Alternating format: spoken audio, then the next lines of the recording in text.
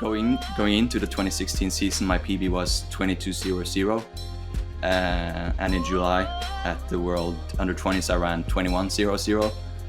Okay. So in the span of 4 months, I went from 22 to 21. I think I've been making videos longer than I've been sprinting, really. I've always loved like making videos. When I was little, I was making like little stupid videos on like my cousin made a potato cannon, and I was filming it and put it into Windows Movie Maker and put it in slow motion, even though it was like 10 frames per second, and it was like whoa. Just like before, when athletics or like the World Athletics has had like Usain Bolt as the one front runner, I think Norway now has many front runners, so I think that will be really good.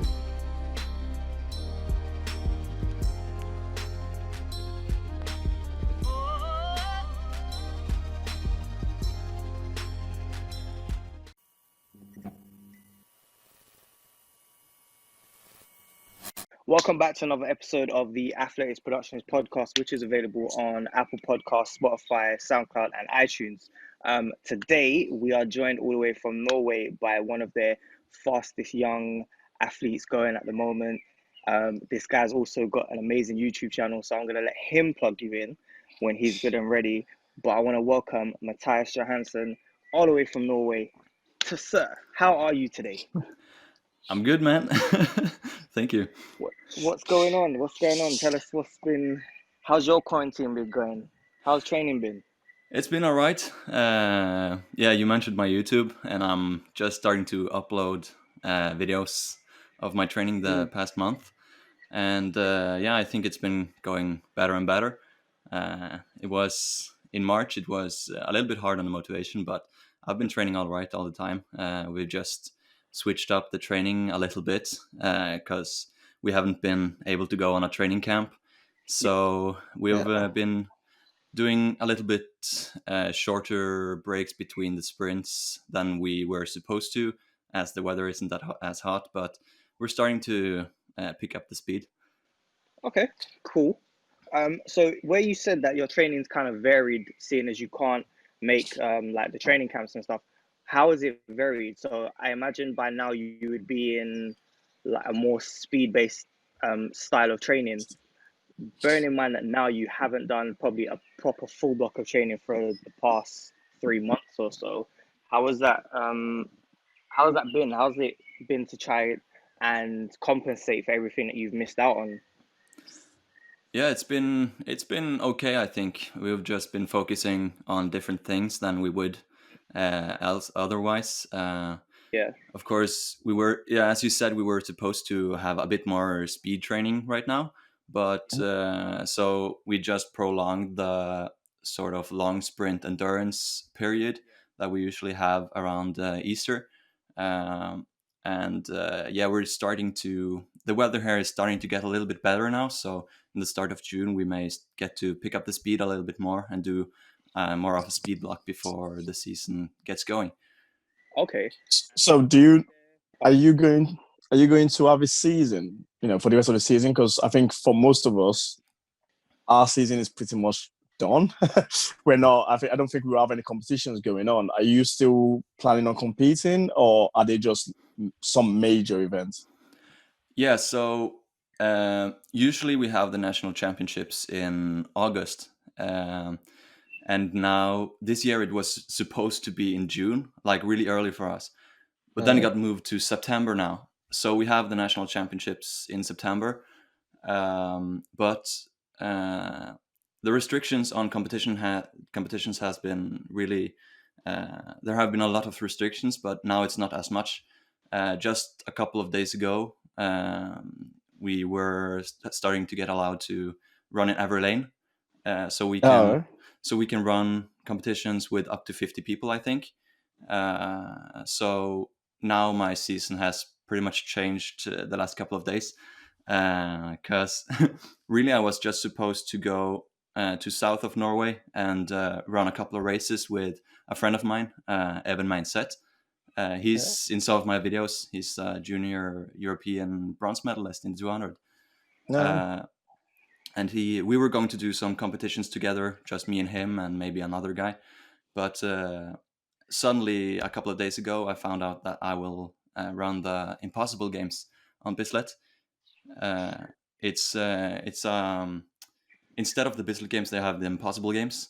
So Carson Warholm is going to run like 300-meter hurdles alone. And we have a skier who is going to run 10,000, and Sondre Moen is going to run 25K, and he's going he's going to try out like a 1 hour, like as far as possible, and 20K and 25K in the same race. Oh wow! So yeah, and do you know who Salum Kashafali is? No, I don't know. Well, he like really broke through in Norway last year. He's been running like 1050 for several years, and he's been injured a bit. But a couple of years ago, also he ran 1018 with a 3.5 tailwind. But last year, he got certified as a para athlete because he really doesn't see anything straightforward. He has like 4% sight in front of him, but he can see like on the sides. So then he broke the world record for T12, I believe, several times. And he's going to run the 100. And it was only supposed to be him, but a couple of days ago I found out that I could join him. So that will be fun. All right, good. So would that be with a crowd, or would that just be an empty track? Yeah, well, it's going to be a pretty much empty track, I believe, but they said they were going to be like creative to make it feel like put some speakers. Yeah, maybe. I don't know what they're going to do. I don't have a lot of information, but it's probably just an empty stadium, and but it's going on TV here. So okay, so it will kind of almost be like a training session. Yeah, because obviously when you're training, apart from maybe like your group and whoever else is around, you're pretty much on your own. So if the stadium's empty, I suppose you'd kind of just be like, oh, okay, well, it's not so bad. You just don't have the cheer of the crowd to kind of push you on. Yeah, so it will be different. But usually we don't have. What? Oh yeah, I was gonna say, what have you got planned for that then? So are you now changing your training plan for the next few weeks? Or when is this competition going on? Is it in June or July? Yeah, the competition is the Impossible Games is the 11th of June. That's hell. That's like that's a week, 2 weeks time. Yeah, so it will sort of be. We will just get into like the speed training. So I will use it as speed training, or like top speed, a top speed session. But I was supposed to start my season the 8th of June. I was going to run 100 and a 300. So it's not that much different. I'm going to. So when I found out, I found out that I would run 150 here locally on Tuesday, and then 6 days later I'll run 100, and then 3 days after that I'll run the Impossible Games. Sounds like you got a busy schedule, man. Yeah, I like to run. All right. So do you have you changed anything gym wise? Have you been going to the gym? Do you have an home gym setup, or are you just a circuit, get to the track and just do your circuits kind of guy? Plyometrics. Yeah. We well, all the gyms closed. So, but I was lucky and got some weights from our stadium to have at home. So I have a roof out in my garden where I've been training some weights. But we have started to do lighter weights this period, so it's not been too heavy. But yeah, I've been doing my strength sessions and some plyometrics, and yeah, pretty much most of it has been going as expected. Oh. Outside of track and field, what else do you do? I do some weightlifting, but it's been less and less the last year. I started doing some Olympic weightlifting in the around January 2017. Mm-hmm. So I've been competing a little bit in Olympic weightlifting too. I have 2 bronze medals from like Nordic Junior Championships. Didn't you go to the Europeans that same year as well? What? Didn't you go to the European Juniors that same year? Yeah, in the 200. Yeah. Yeah. How did you balance both things together? Well, usually the weightlifting season is pretty much spread out like through all the year. I don't quite understand it, but like the competitions I've been doing have been in October, November, and so really I've just been like in the 2017, 2018, and 2019 season, or mostly 2017 and 18. I did like when everyone else went off season, I went weightlifting season. So like straight after the national championships in the end of August, I just started like getting used to the weightlifting in September, just doing technique and stuff. And I found out that I really maintain my max strength really easily. So I don't have to do a lot to get back to my max. Makes sense. Like this year, I only had one competition in the 29th of September.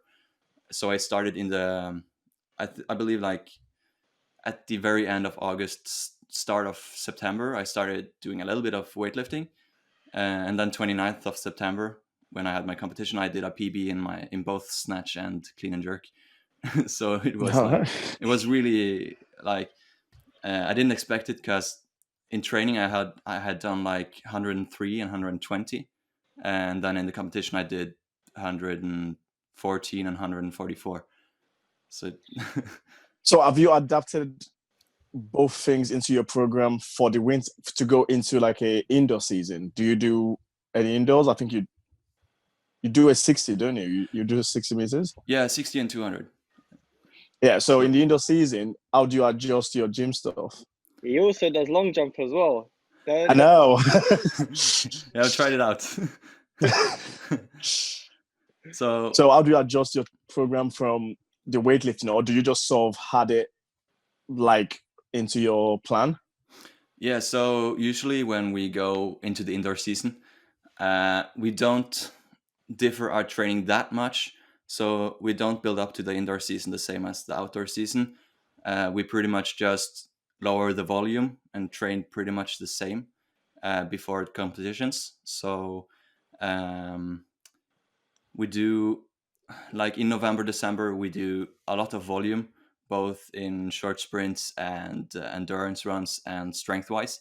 And then when we get to January, February, I might do like 2 long sprint sessions just to get ready for the 200, and we just start lowering the volume a lot so we can get a little bit higher intensity before the competitions, and then we use the competitions as speed training. So after the indoor season, we just get right back into the training towards the outdoor season. So, but this year I've done a lot less like maximal lifting. So after the 29th of September, when I did my competition, I've just been maintaining the strength. I've not been trying to increase my lifts, but I did anyways.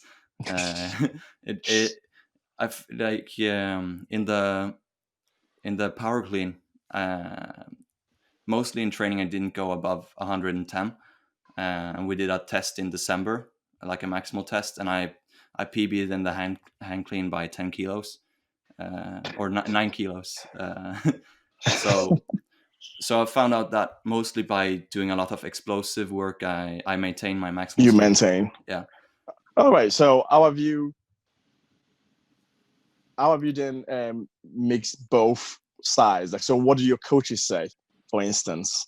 Are your coaches a bit worried about your Olympic weightlifting? Or because obviously for some athletics coaches, it's a bit of a weird thing for someone to be lifting and competing at the same period or without any rest, because you pretty much would have no rest.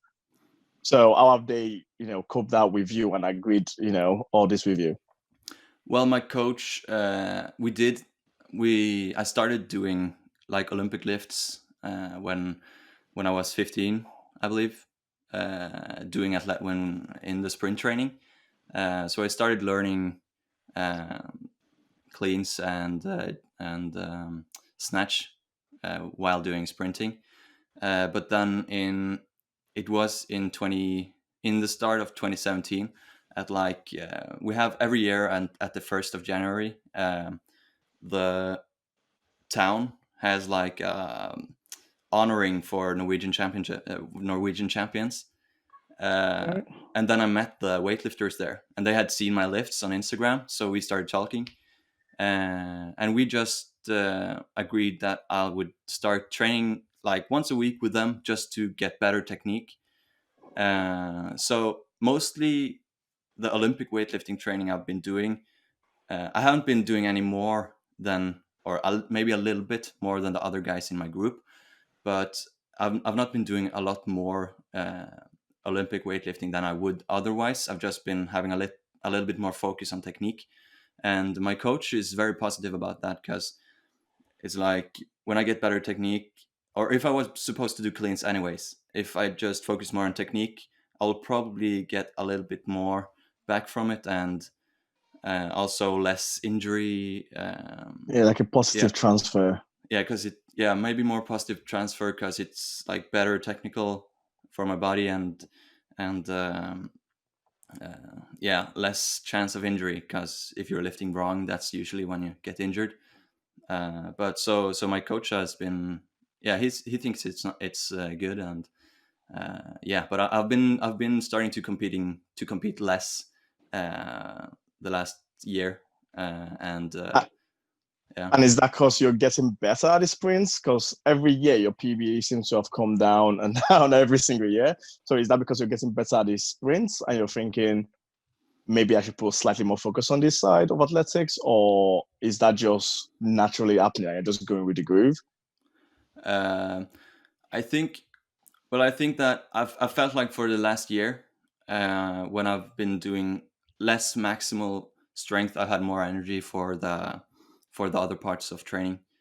So I think it's been positive, but because I believe I've through the last years I've gotten up to like a point of maximal strength and power, that at least vertical power, like in the cleans and the snatches, I've come up to a point where like a point of diminishing return. So if I work a lot more on it, I'll use a lot of energy to do it, but maybe I won't get as much back. So I feel like by just maintaining, I've gotten more energy for the other parts of training.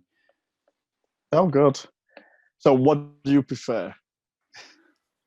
But in sprinting and lifting, Yeah. well, I love to like max out some lifts a couple of times, but I'd rather do a PB in the running. Yeah, but what is a better feeling? Because obviously, doing a max lift, you get a sort of adrenaline pump, but also winning a championships, for instance, there's also a similar feeling. But which one gives you more? Which one would you say, like, you get more excited about? Yeah, I get more excited about a race. I do. But to be other people, because to be 7 other people. Yeah, but also like I think the competitions in weightlifting, I think I've gotten like a good experience from the competitions in weightlifting, like handling nervousness and stuff. I've learned from the weightlifting competitions as well, because it's pretty, like, at least when I've come from sprinting and I'm doing like, I think like my third weightlifting competition was the Nordic Junior Championships, and I was like super nervous, and I was missing my warm up lifts up towards the competition, because you only have 3 tries. Like you start with a snatch and you only had 3 lifts total. So in the warm up, I was like totally missing out my lifts because I was so nervous. But when I got up on the stage, I gathered my thoughts and I hit every lift. So I think like the mental part I've learned also from the weightlifting competitions. So I think it's been fun to do some competitions in the off season in the weightlifting. Helps you psychologically. Yeah. Oh, good. So what's the sport like in Norway? What? Athletics. Yeah, what athletics like in Norway? How is it taken in Norway? Compare, or do you guys know much about the British side of it, or do you guys just sort of do your own thing? I don't know a lot about British sprinting or athletics. It's I know you have like some school championships, Yeah. and I know a lot more people do it in Britain. Yeah, probably. Yeah. So, well, I don't believe. Well, I think athletics in Norway has been pretty small for the last years. Uh, I know, like internationally, Norway was doing pretty well in the '90s. Like everyone always talks about, like the great '90s. We had several good people in every event, like, and also, well, in the middle of the 2000s, we were doing really poorly, and but by the end of the 2000s, we had Andreas Torkelsen in the javelin. But other than that, I don't believe we had a lot of yeah, international people in athletics. But for the last couple of years, we have gotten like Carson and Ingebrigtsen, and the Ingebrigtsens live like 20 minutes from me. And here we have what we call like the Ingebrigtsen effect, because we're starting to get a lot of more young people into athletics now, probably because of Carson and Ingebrigtsen and other people doing well. So it's starting to get bigger, but other than that, it hasn't been like huge for the past couple of years, I believe. Okay. Because the Brixtons, for instance, like when they were competing in the World Championships, I know a few, like they were very, very well promoted in the UK, for instance, like they were very, very well talked about. So, I'm guessing that's the same thing for you guys as well. If you see people at the national level, Olympic level athletes competing, it motivates you guys a lot more Mm. and probably drives a lot more interest into the sport as well. What about the junior level? So, when you were in school, was it through school you go into athletics, or was it just again you watching on TV and just decided I wanted to go into this? Well, when I was younger, I was always like the fast guy in class. And actually, in the first time I thought about trying athletics was in 2009, and I started in the club where I'm now. I started in a group, but I just really wanted to do sprinting, and I started right after the season ended. I didn't know when the season was, so so I just started in like sort of a, well, for me it was like a boring training period because nothing Yeah, the was hard training happening. block. Yeah. So, and we were doing like a lot of long runs and intervals, and uh yeah, and I didn't like get to know anyone really well, so I stopped after about a month, I think. But and then from 2009 to 2012, I was just like playing football and roller skating. And then in 2011, a guy on my football team started training sprinting, or he started in like the basic group where all the kids do everything, but he was like crazy fast compared to the other guys. He was early developed, Okay. so he got to start training with the sprinting group, and then he broke.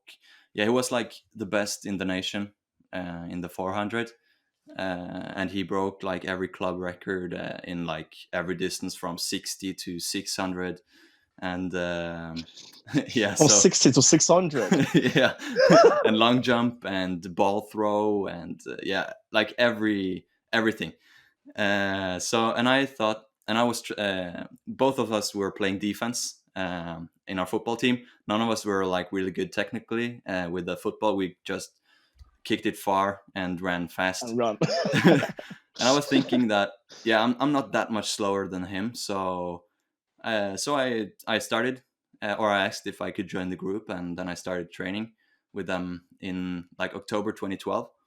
Um, and I did my first then I just started like training twice a week, and I trained twice a week football, and then I trained more and more. And by like May 2013, so after like 6 months, I found out that I would just quit football because I found out that I just loved running. So Okay. that was how I got into it. Oh, cool. So I think that's pretty much the same thing as I did. I sort of just quit football and just went, actually, I enjoy beating people constantly Yeah. till you get to the next stage. So competition-wise, what's the best competition you've been to? Atmosphere and the whole thing. Okay, atmosphere. I think. Have you heard about the Carson Warholm International? No. Okay, so last No. year, yeah, because I only think they like you'll stream it on the Norwegian TV channels. But last year, Carson created his own like invitational meet in Ulsteinvik. It's like a small island where he's from, up in like Okay. northwest of Norway, and that must be like probably one of the best atmospheres I've been in, because it's an indoor track, but they fill up like the whole track, like the stadium, every like the side of the lanes, every place where you can have people, it's filled up because it's Carson's birthday, Okay. and everyone comes there to like celebrate, and he gets like Pavel Maslak was there, Sam Kendricks was there this year, and there was who was it? Echia Vera, the long jumper, Long jumper. and yeah, several like stars, and that atmosphere was amazing. Okay. And also, Did you go? You know, when you were on the, I think you were on the 20s. You went to the World Juniors. Did you go to the yeah, World Junior? Yeah. yeah, that must be I my was. best competition ever. So how was that experience for you? It was amazing because like the 2016 season is still like I'm still like trying to sort of live up to that season. I going into the 2016 season, my PB was 22:00, and in July at the World Under 20s, I ran 21:00. Okay. So in the span of 4 months, I went from 22 to 21 flat, and that competition, just everything just clicked. So yeah, that must be like every race I run now, I sort of compare it to that race, because that's when like everything clicked. So I feel like now I'm better because I'm running like almost the same times. Like last year I ran 21:01 twice, and I'm running like almost the same times a lot of the time, but I don't have like the same amazing feeling that I had that day. Okay. So it was yeah, I remember I started out the season with like breaking my personal best easy, running like 21:96, and I barely, on the last day before qualifying to the U20 championships, I ran the qualifying time was 21:35, and I ran 21:32 like the day before qualifying ended, and I thought when I was running into the U20, I thought, yeah, I can run faster because there's some things I can fine tune. So um, I was thinking that I could beat the year 18 age group record, national age group record of 21:25, I believe, or 21:28, I think it was. So I thought, yeah, I can run 21:25. If everything goes right, I'll run 21:25. And yeah, and that day just felt amazing. I went out and ran 21:00. It was like, what is going on? And yeah, that day I just left everything on the track, because afterwards I was like breathing heavy for like 45 minutes. I was puking twice, uh, and yeah, that was a good experience.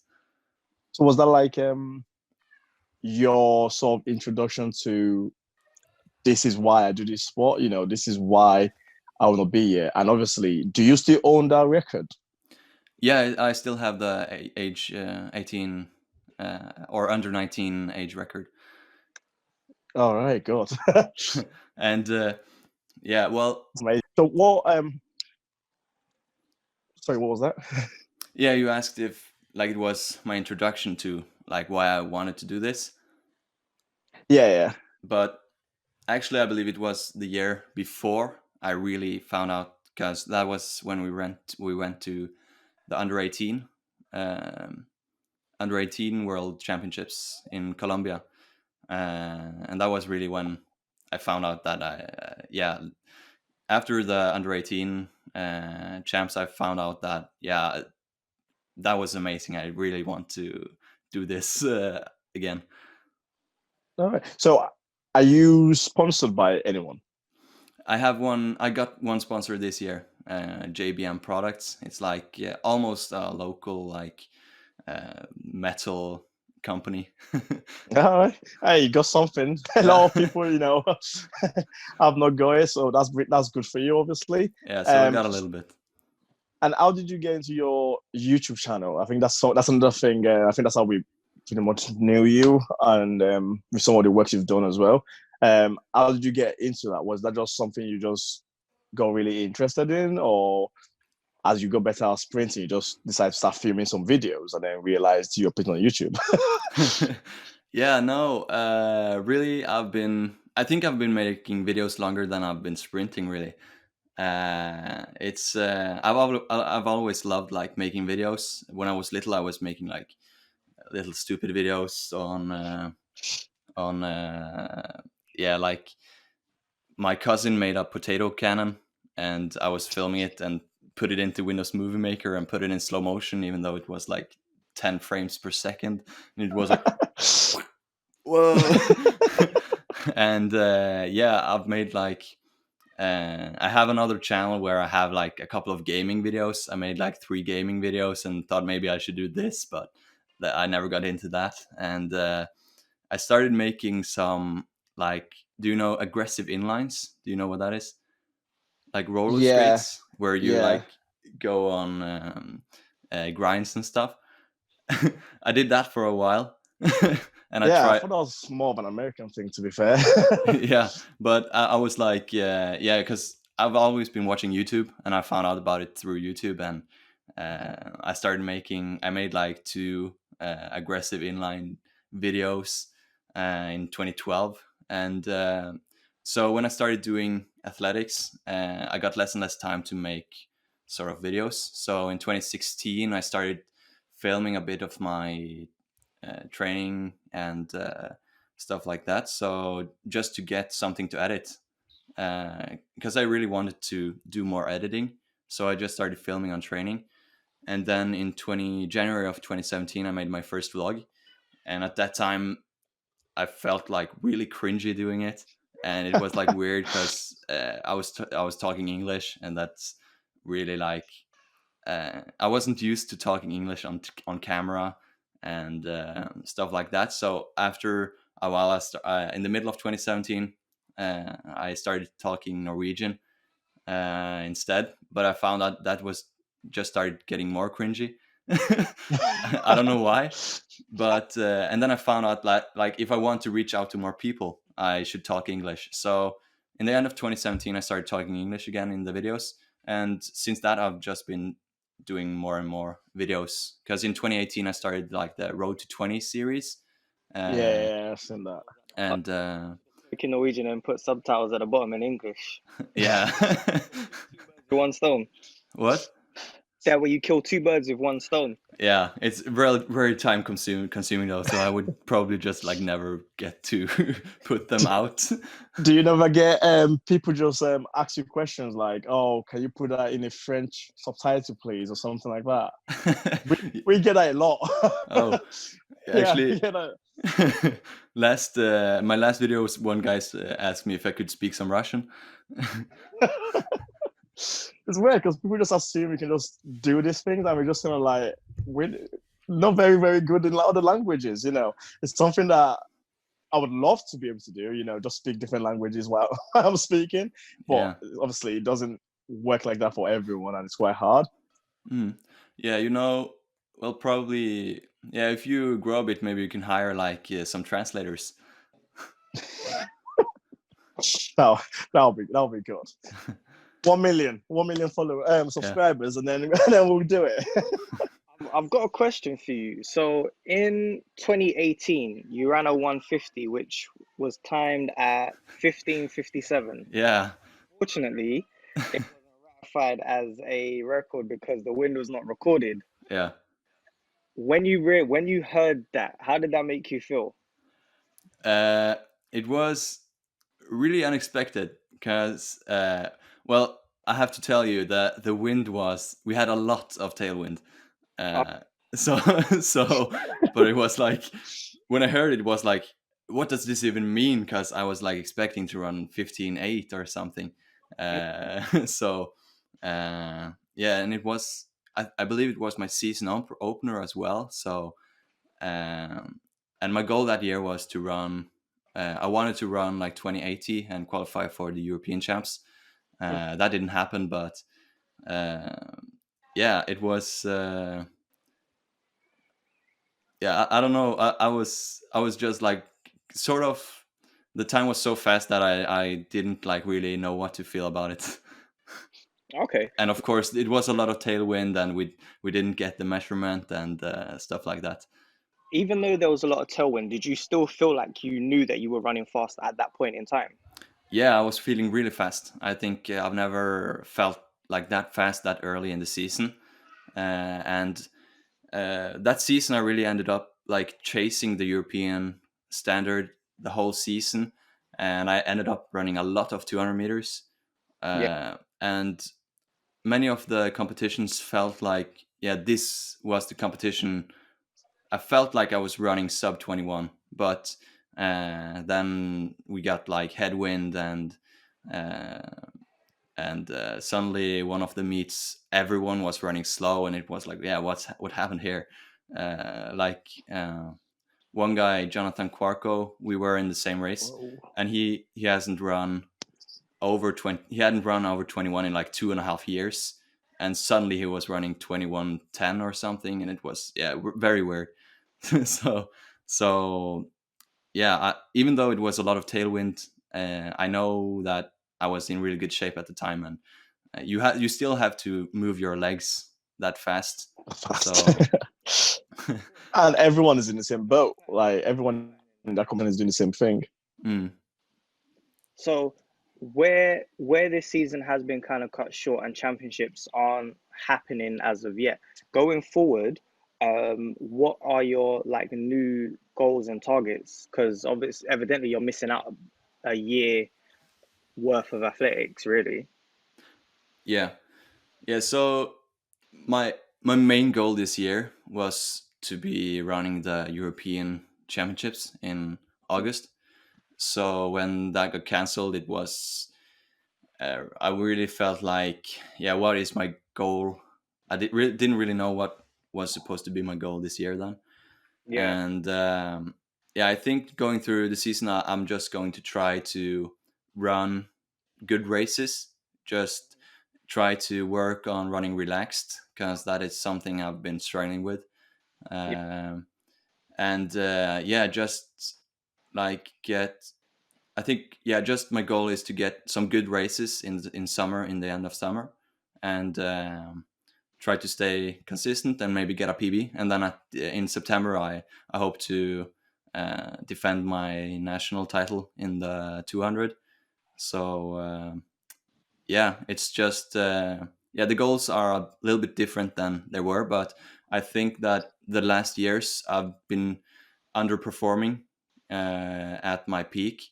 So, or I've had bad conditions in my peak races. So I think I can still go for a PB this year, even if it's not going to be the same competitions.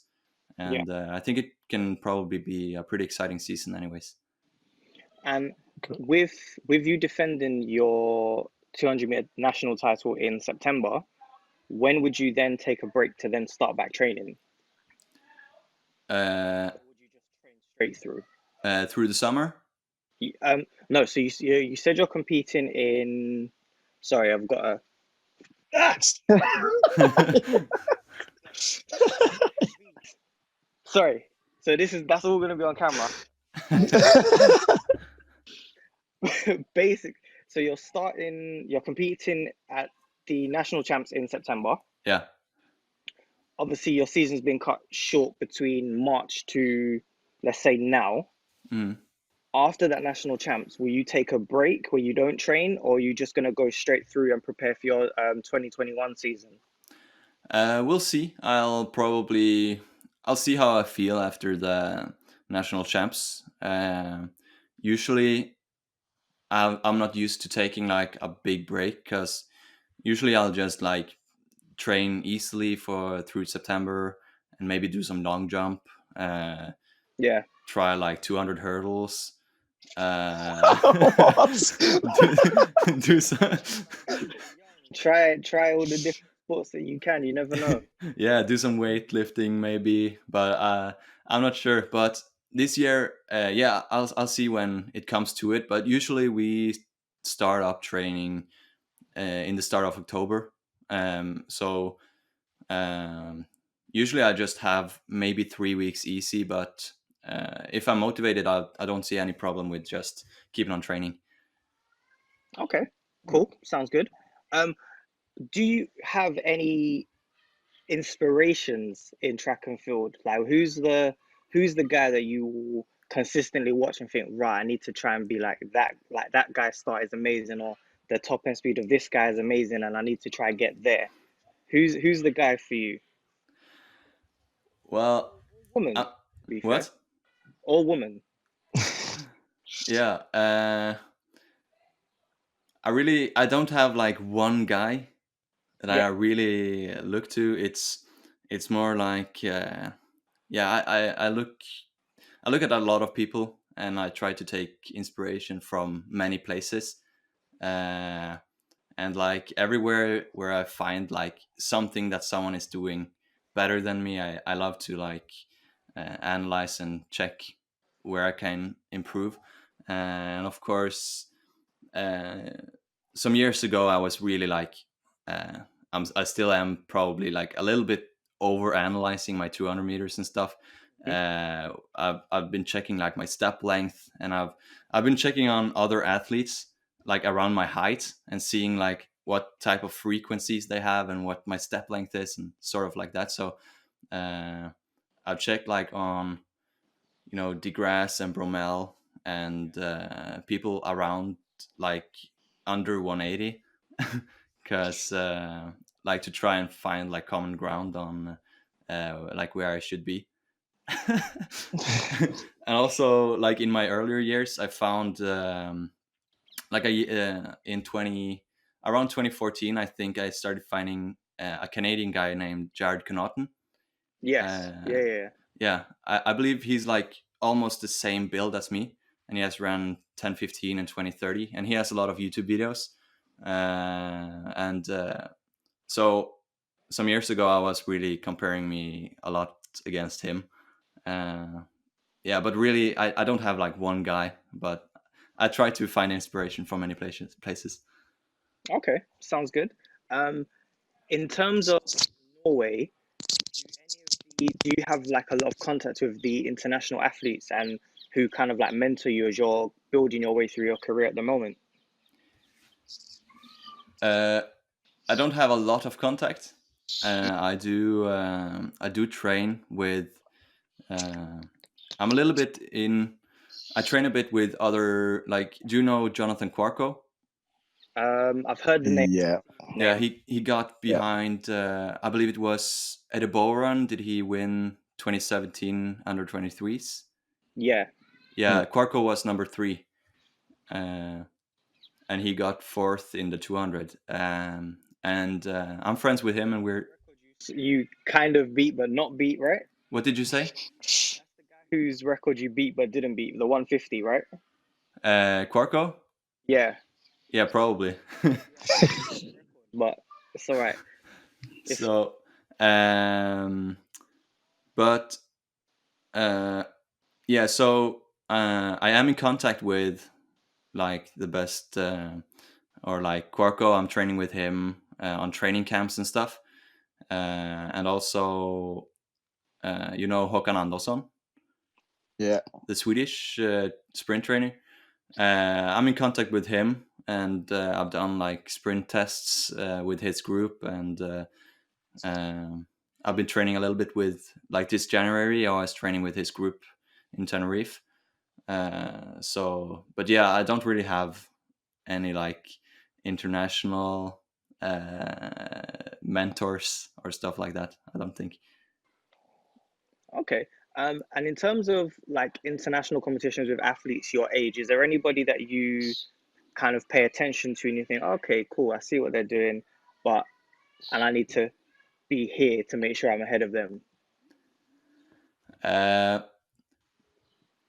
Well, for the past couple of years, it's been like we've been 3 sprinters like at my age in the 98 group. There's been 1 Danish guy and 1 Swedish guy that I've been really, like, we've been head to head in a lot of races. But the last 2 years they've been injured.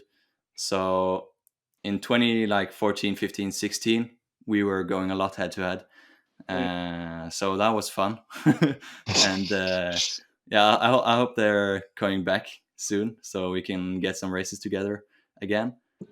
And but yeah, like internationally, other than that, Filippo Tortu is the same age as me, so I've been looking at him a lot. And yeah, but yeah, I don't think there's like one guy, but I usually pay attention to like people who break through places. I'm really bad with names also, so every time I run against like British guys, it's like I know they're going to be fast, so it's like, yeah, I don't need to like learn a lot of about them, because I always know, okay, I have a British guy besides me, so he's going to run fast, and and stuff like that. But yeah, Apart I from the don't know. British guys, do you ever like do you ever look at other countries, in the especially for the European under 23s?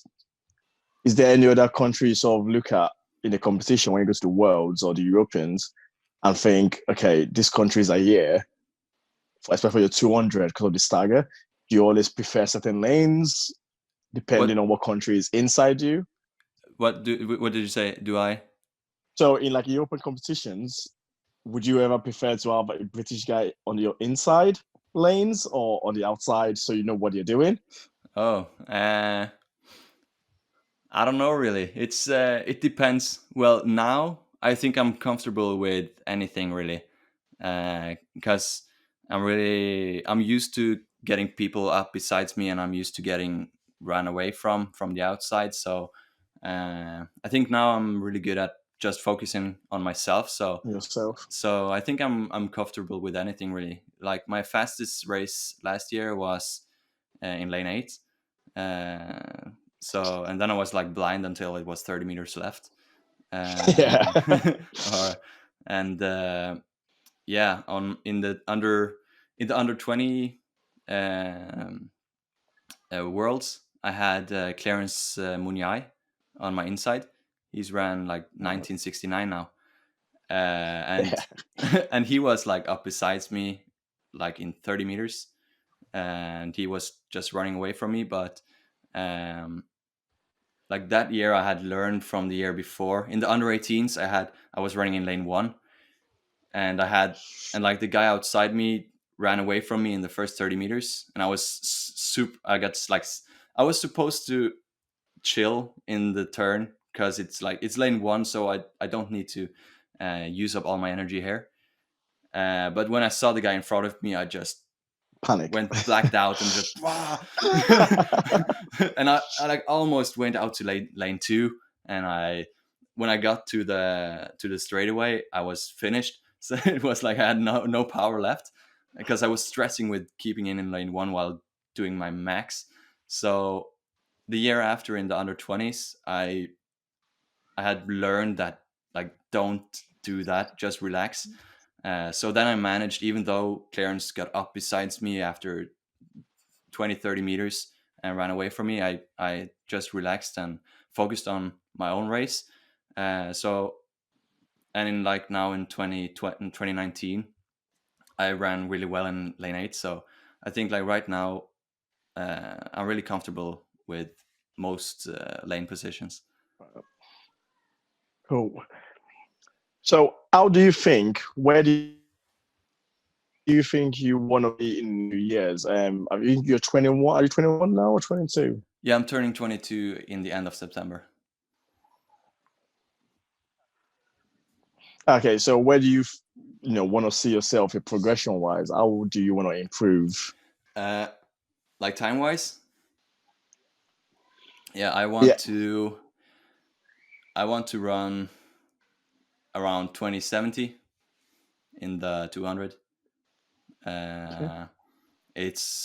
It's going to be a bit like weird this season. Or this season, I wanted to run 2070, but I think I can do it if I get my mind right and like can My get conditions. right conditions and maybe in some way work mentally so I can get the same kind of hype as I do with bigger competitions. I think I can do it anyways. So if I can do 2080, 2070 this year, that would be really great.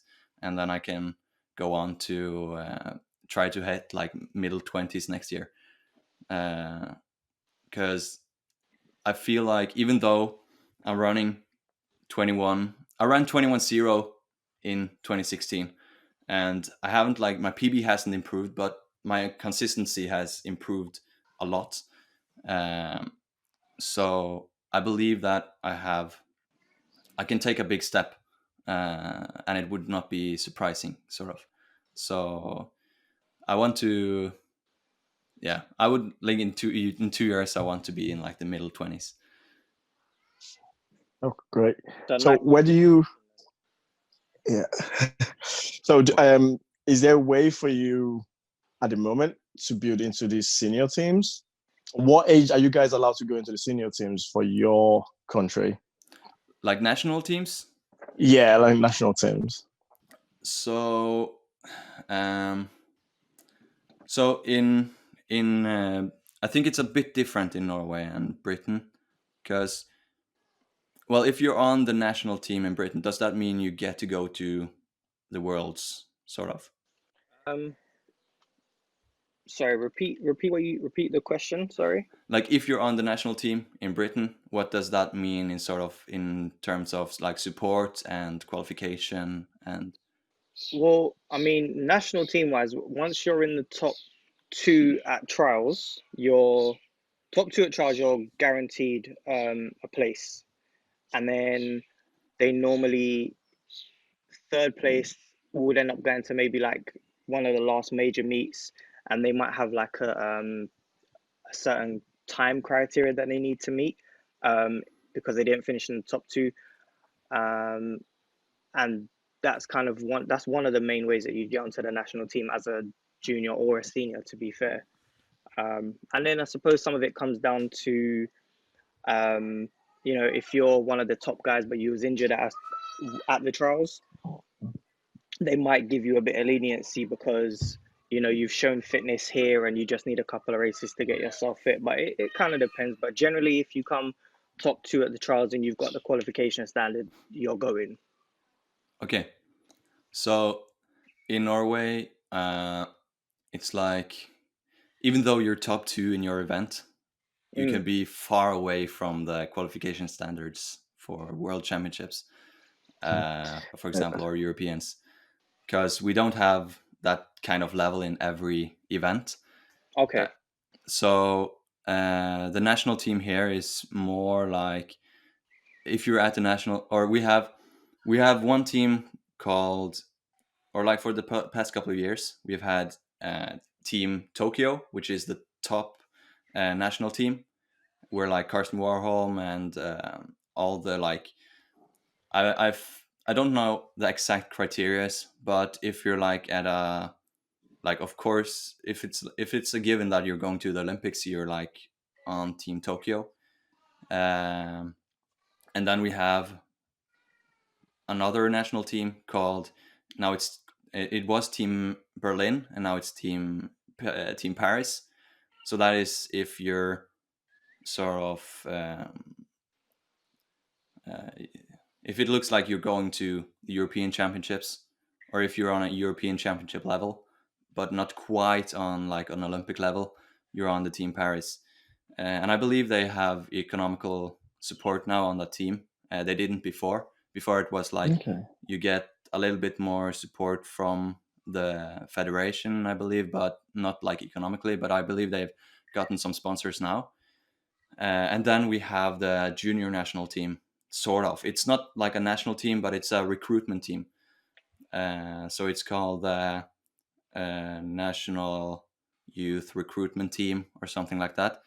Oh, I'm on like a that. talent development squad. Yeah, sort of. So that's what I'm on. It's a U23, or you have the under. It's mostly under 20, and then it's a little bit. If if you're under 20 and it looks like you have potential to get to an international junior meet, then you'll get on the national recruitment team under 20 and under 23. It's more like if you have the international standards in the under 23 class, then you'll get on the team. And they've started to open up that if you're 20, if you are not under 23 anymore, so like me, next year I'm not under 23, but if I'm still on like a higher level but not quite on Team Paris level, Yeah. then I'll still get to Remain. remain on the team. So that's the sort of like national team stuff we've got going on here. That's good. It's interesting because it's very different to us, and again, it's very different to what the Americans do. Every country obviously adapts to what they can. What sports is athletics a big sport in Norway, or is there another sport that sort of eclipses it? Like I think football, rugby, yeah, sort of eclipses it. Yeah, football is a lot bigger. Like all of the guys in my training group come from football because the football has a very easy time recruiting, but because I believe like when you start in first grade on school, everyone starts in the football team. Uh, but I believe like maybe the youth recruiting has become a little bit better in athletics now. But yeah, football is a lot bigger. But I think the athletics has caught traction the last couple of years, and it's growing at the moment. So, how do you think you guys can improve it? Because you're a junior coming up. How do you think it can go forward and keep building? Like the stuff you're doing on YouTube, that's amazing because you've got quite a few thousand subscribers and stuff. How do you think you can keep driving that purpose all the way to the top as well?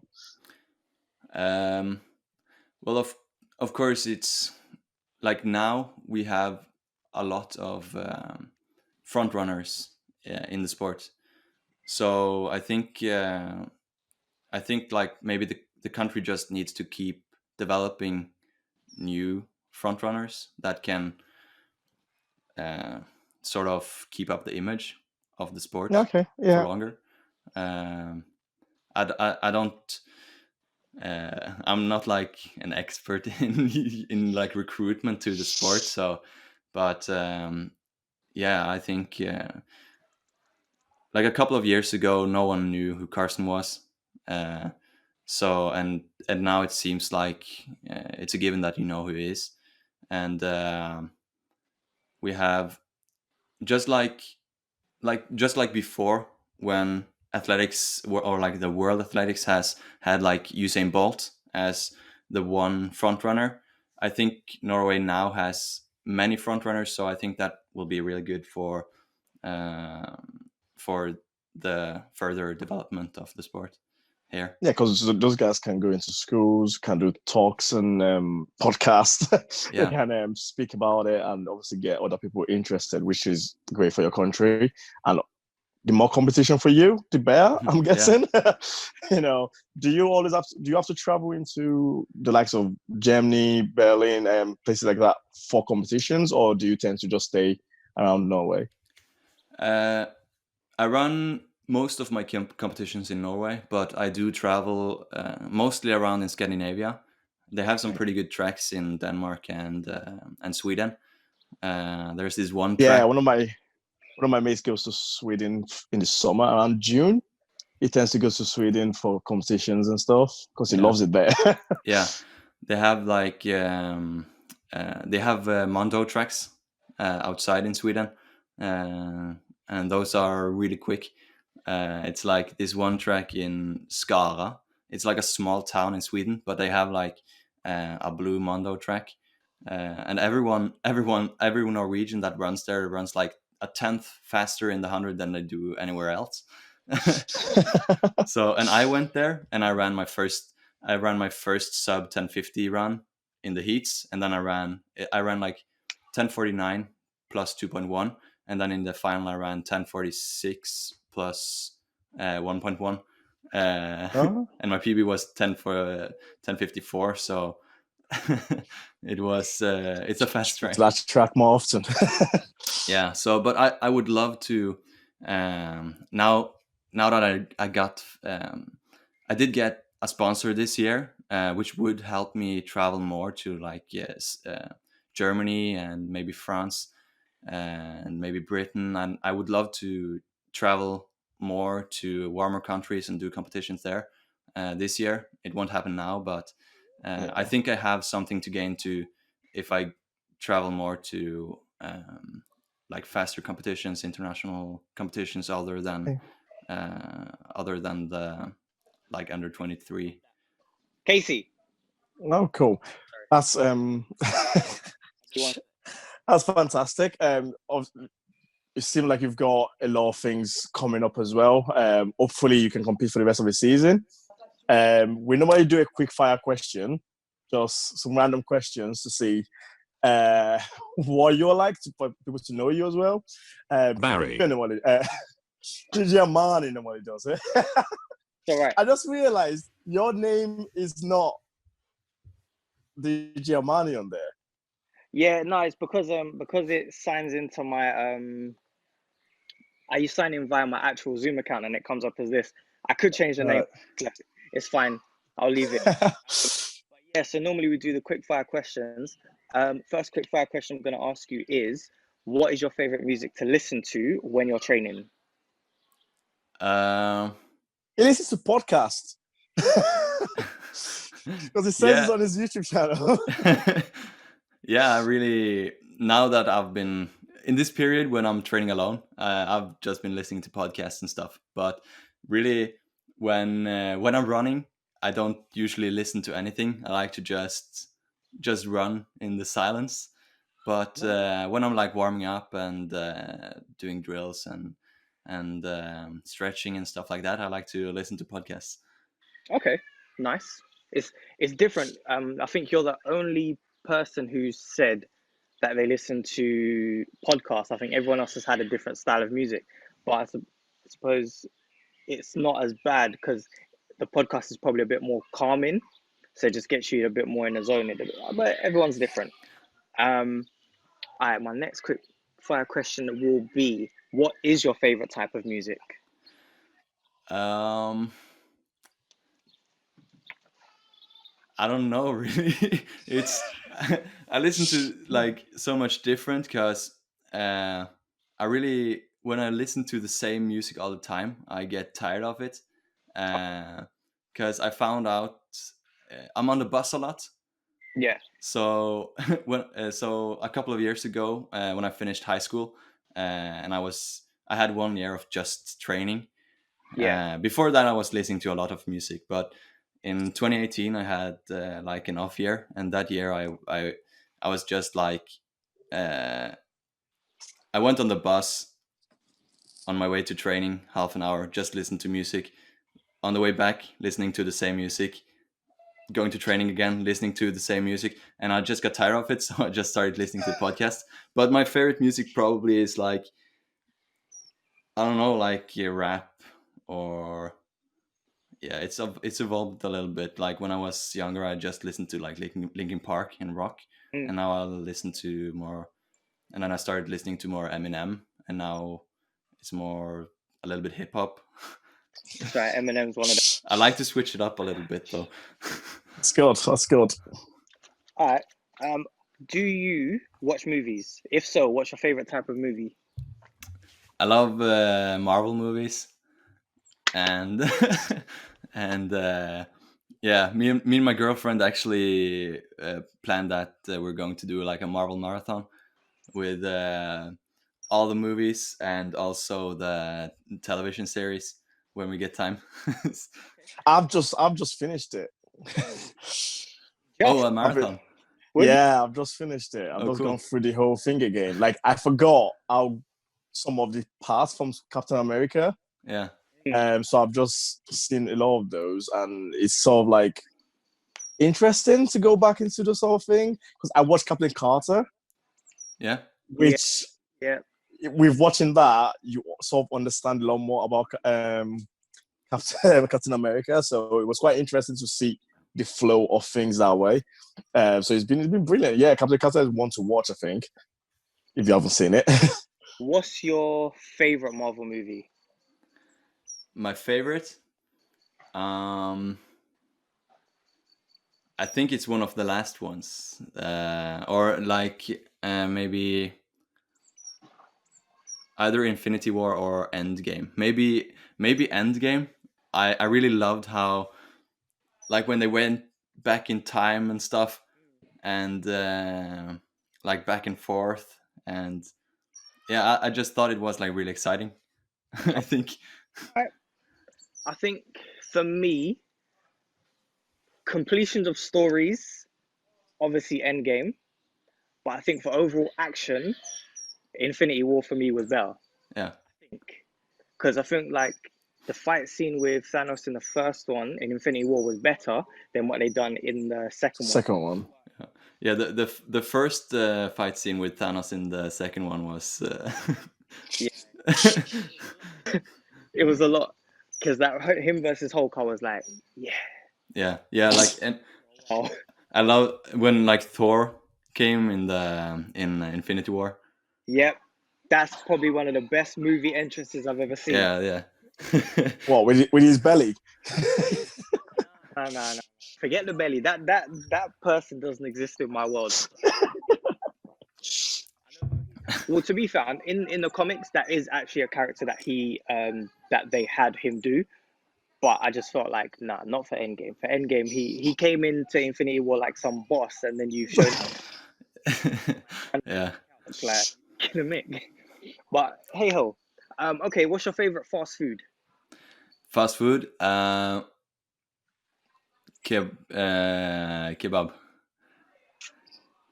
Any Oh, nice. where you've had your best kebab? My best kebab. Yeah. It's actually here where I live on my island. It's we have one called Fellini. So it's yeah, that's the best kebab. Fellini. All right, cool. As an athlete, do you have a specific diet that you follow, or is it kind of just follow these basic guidelines where you can generally eat what you like? Yeah, I don't really have a specific diet, but I try to eat like as healthy as possible, like, or just varied greens, a lot of greens, and yeah, just usual Norwegian food really. And I try to stay away from sugar if it, or like unnecessary sugar. But yeah, if I want a cookie, I'll eat it. And but yeah, for the most part, I just try to eat as healthy as possible. Okay, cool. All right. Look, thank you for coming on the channel. It's been great. Hopefully we'll get you on here as soon as, traveling is allowed again and you're in the country, we'll arrange to get you on and we can meet you face to face and we can have a proper full scale interview with Yeah, all that would be amazing. stuff. But yeah, honestly, thank you for coming on. It's much appreciated to take some time out of your day and join us on here. Thank you So for inviting me. no problem, man. Make sure you plug your Instagram, your YouTube channel. YouTube channel. So yeah, plug it so we know where we can find you and everyone else can know where they can find you as well. Yeah, so you'll find me on YouTube at MATHIAS Hove Johansen. It's or MATHIAS Hove Johansen. Yeah, just write that out and you'll find me. And on Instagram, I'm HOVEJOHA. So like my middle name and my first part of my second name. Or you can just search for MATHIAS Hove Johansen and you'll find me. Guys, you see that? So it's gonna be plugged at the bottom of this channel. I'm DJ Armani. Follow me at DJ Armani1, Instagram and SoundCloud. Victor. Under Addict or Victor Performance Squad. All right, cool, guys. It's been great. Hopefully, I'll catch up with you guys very, very soon. All right, peace. This is Athletics Productionz. I am DJ Armani signing out. Boom. Cheers.